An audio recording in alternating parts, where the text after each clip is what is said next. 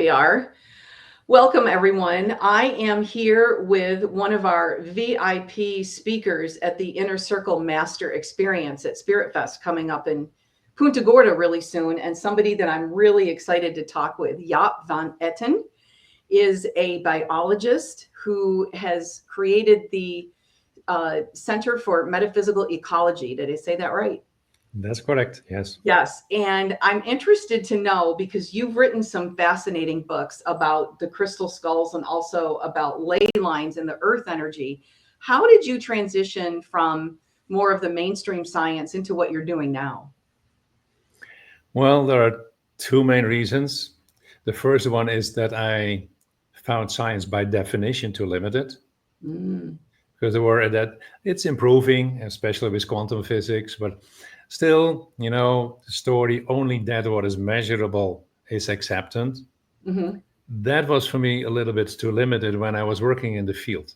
Because when you're in the field and you connect with nature and you see the interconnectedness of everything, especially when you are an ecologist, then you begin to feel, wait a minute, there is a little bit more to that interaction than just, oh, this species is doing this and that species is doing that. So that was the first step. And the second step was the realization that there's a lot of stuff that we accept, but can never measure. Right. You cannot measure consciousness. You cannot measure life force. You cannot measure what love is and how much we have. So that would then be, according to science, pretty unscientific to talk about those subjects. Well, that didn't sit well with me either. So that put me on a journey to see, okay, is there a way to look at things from a different perspective? Then you come into what we call metaphysics, where you think, hey, if there are things like energy, are there energies that we cannot measure, like life force, that nonetheless play an extremely important role in everything that exists. So that was the beginning of my search. And once you start on the search and you see all kinds of other opportunities emerging and begin to understand this is a much better way to get a good feel of how things really work, well, Right. then excitement kicks in and enthusiasm kicks in. Right. And then you develop more skills to study from that perspective. So some things must be seen to be believed, is that, or believed to be seen? Is that what? Well, that is the old paradigm, right? Right. Yeah, and what we now begin to understand is that is only a part of our brain function. Yeah, it's the left brain. If you think only logic, 101 is 2, and you're not allowed to feel and to say that what you feel has also value, you basically deny half of your functioning. And Right. yes, you can say that other half, the right hemisphere, is not so well developed. So for most people, it's not Right. so active, but Right. it's still an integrated part of who you are. Right. So you need to use it. So Right. that realization as a biologist, hey, wait, but we have 2 of those hemispheres, and there is a connection between the 2, and we have to train that. Was part of the whole journey of shifting from ecology to metaphysical ecology. Wow. Wow. The you wrote several books on crystal skulls. This was here. There we go. Yeah. One of my favorites. And I was introducing, I've got my little collection right over there. And you are very well known in the crystal skull community. And I was wondering how you got started with that, or what your first introduction to the crystal skulls was. Well, that is one of those things that is what we call it now synchronicity, right? So I was coming to Sedona. I was still living in the Netherlands at that time. And I came for the visit. And for whatever reason, I was obsessed with finding a certain book. And I didn't find it, but it brought me to a woman that had a lot of crystals. And when she saw wow, this is really beautiful, and I felt the energy, she said, oh, I have something for you. And then she put me in a chair and and asked me to close my eyes. And at the moment that she put that cold, heavy thing in my hands, and I had no clue what it was, I had a very strong emotional reaction. Yes. And an emotional reaction, for me at least, and I'm sure it's for most people, always means this is something important. Yes. You will not react to something if there's not something that gets triggered in you, right?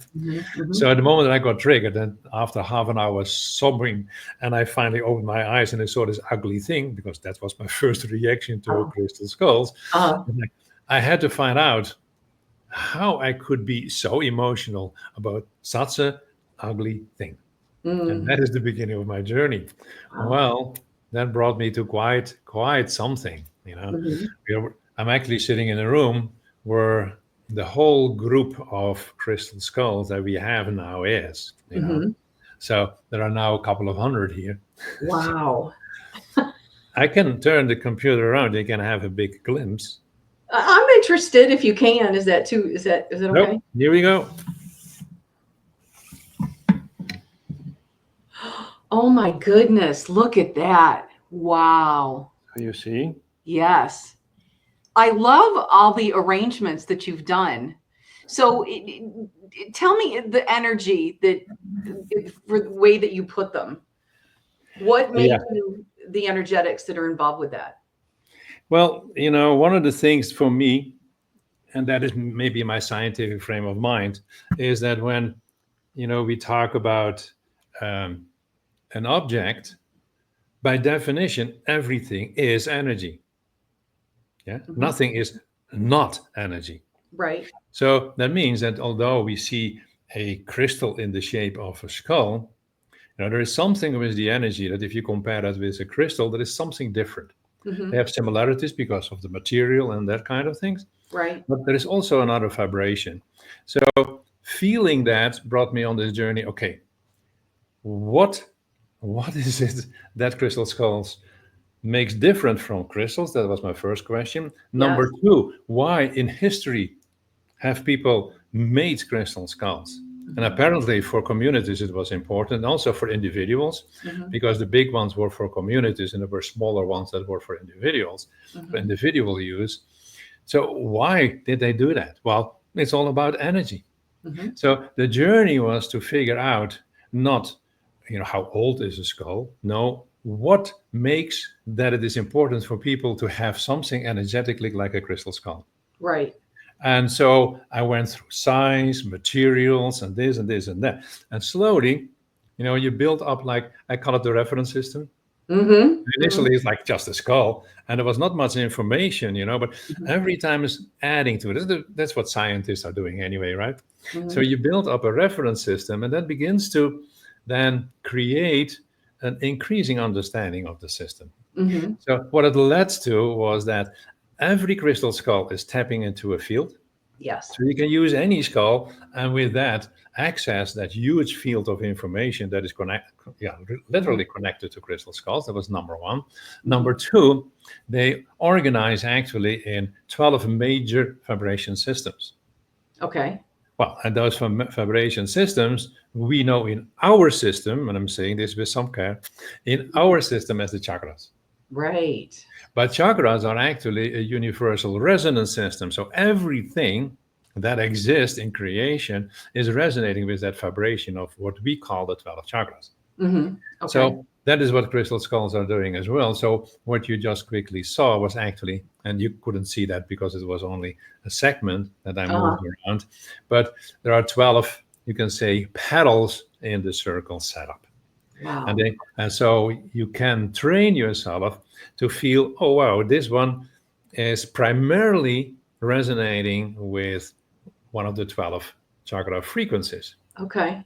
The complexity is that it can also, as an individual skull, for example, rose quartz, is, of course, a fourth chakra, resonate with your heart, but it can also be part of a system in which it is the second or the third group of chakras. So that is the complexity that initially was so confusing, but ultimately led to a deeper understanding, and through that, we can use it more optimally.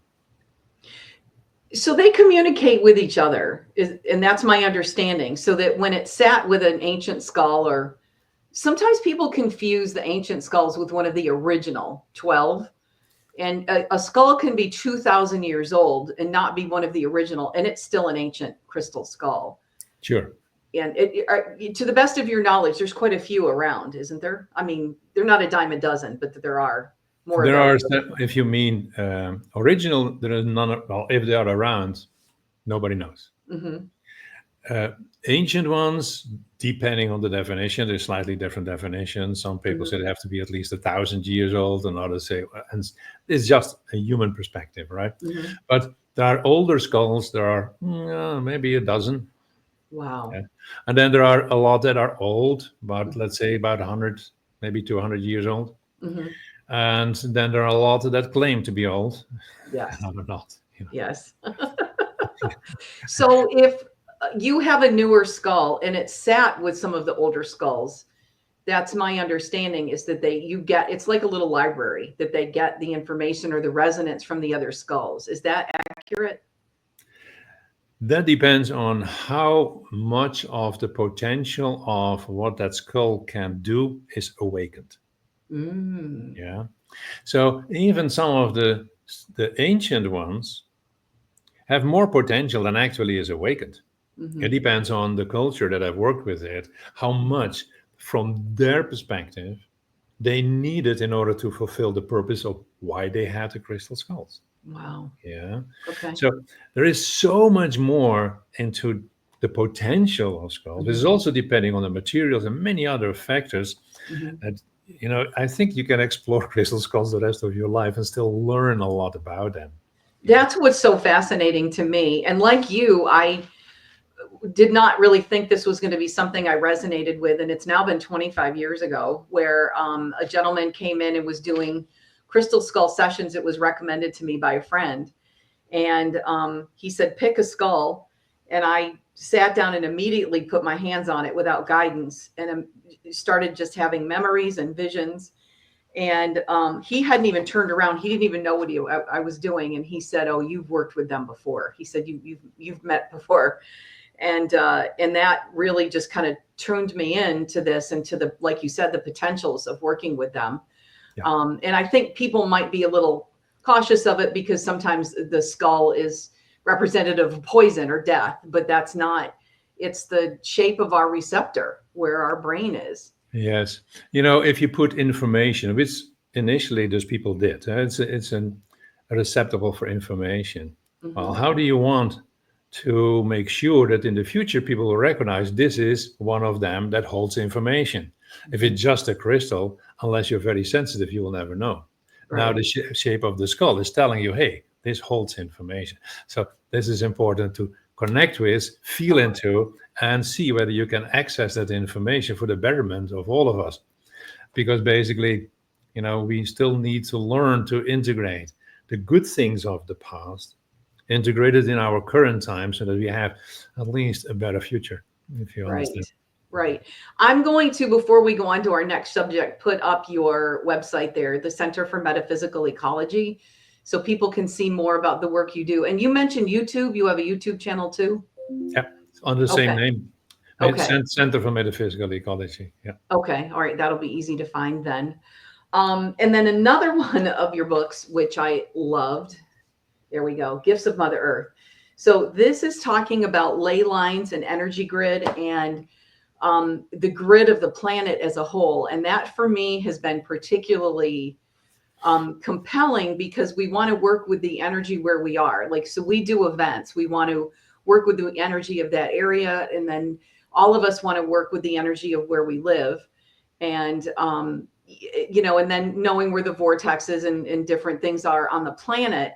And this is full of so much information that you've actually researched. And as I was joking earlier, you didn't just read a book and watch some YouTube videos and then wrote a book of your own, which it kind of happens, it seems like, these days. But this is really well researched.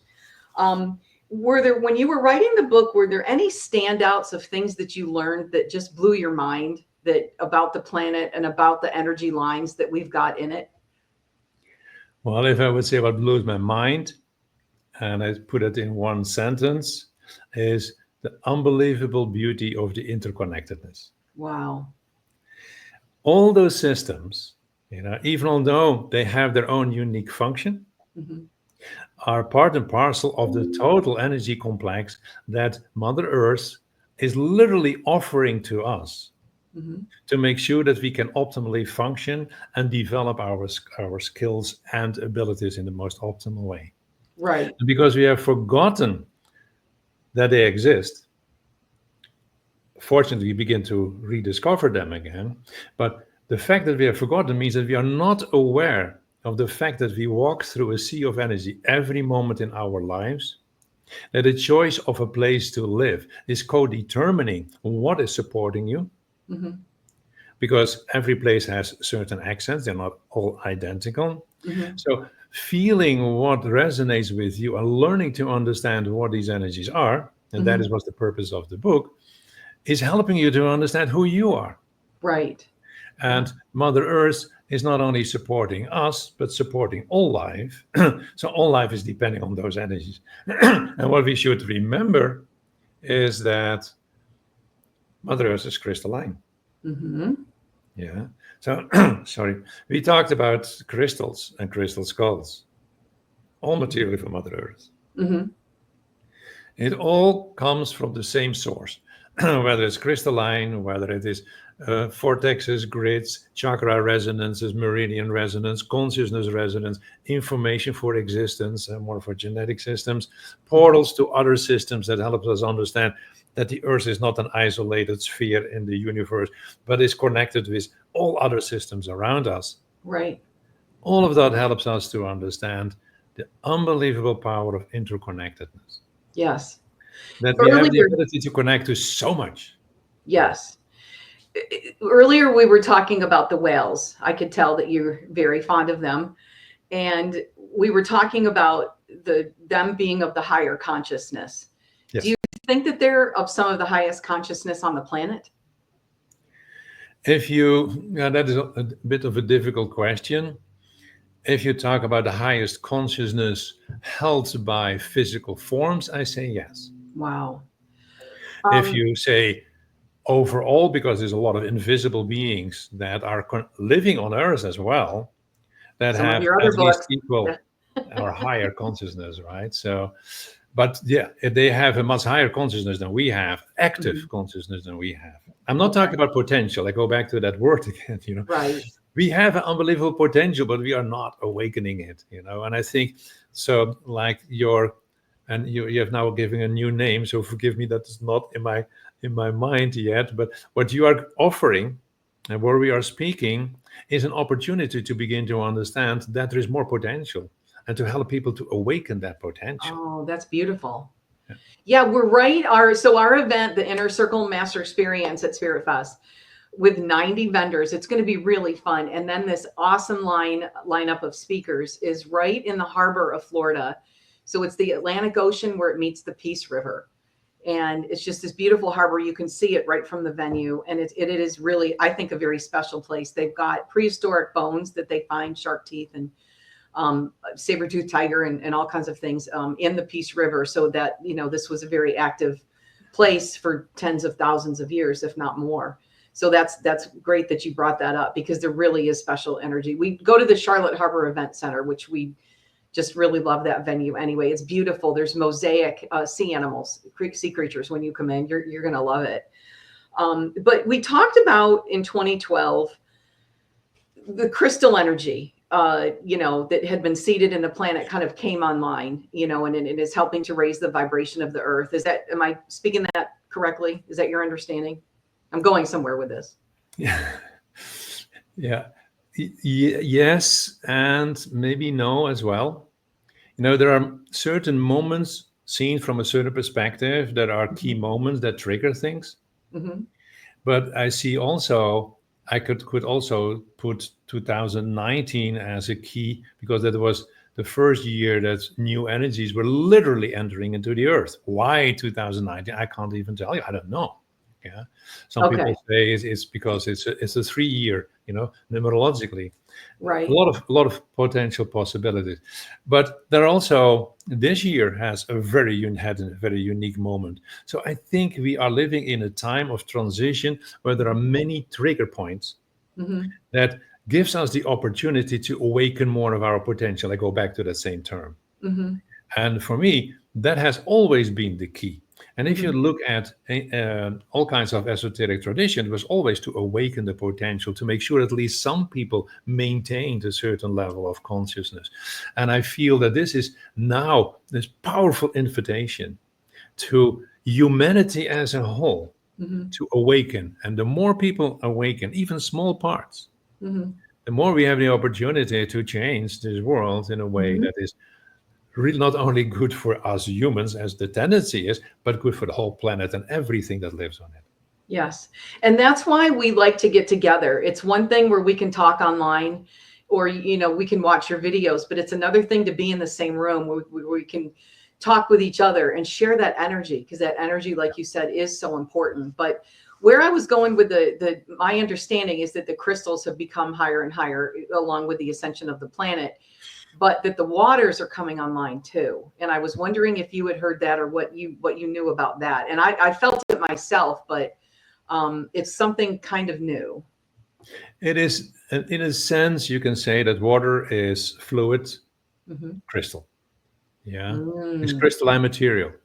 The difference is between crystal and water is crystal has a fixed structure, a fixed matrix. That's why we call them crystalline, right? So if you look at water, that structure is changing depending on the consciousness that interacts with the water. Okay. Yeah.